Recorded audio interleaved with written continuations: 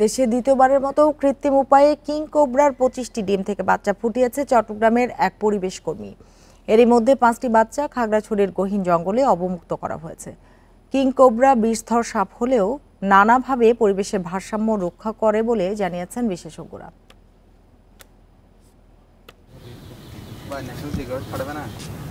সাপ নিয়ে কাজ করেন সিদ্দিকুর রহমান রাব্বি, জড়িত বাংলাদেশ স্নেক রেস্কিউ টিম নামে একটি সংগঠনে।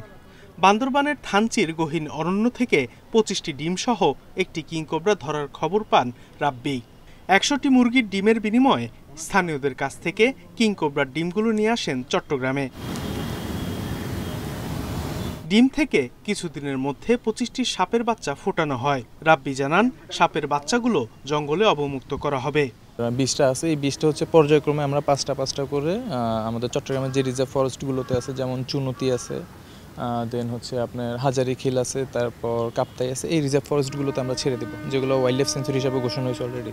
প্রোটিন, আয়রন ও ফাইবার সমৃদ্ধ প্রাণ টোস্টের আবেশে সবাই কাছে আসে। পরিবেশের ভারসাম্য ঠিক রাখতে এ কাজ করে সংগঠনটি। সাপের যে বিলুপ্ত প্রজাতি সেগুলো রক্ষা করা, সাপ সংরক্ষণ করা এবং মানুষের মধ্যে যে সাপের একটা ভীতি আছে, ভীতিটাকে দূর করা, মানুষকে সাপ সম্পর্কে সচেতন করা, হ্যাঁ, এটাই হচ্ছে আমাদের মূল টার্গেট। চট্টগ্রাম বিশ্ববিদ্যালয় এলাকা থেকে আগেও একাধিক কিং কোবরা উদ্ধার হয়েছে। বিশেষজ্ঞরা জানান, বাংলাদেশে এখন পর্যন্ত মাত্র 2 জনকে কেটেছে এই সাপ, ফলে আতঙ্ক নেই।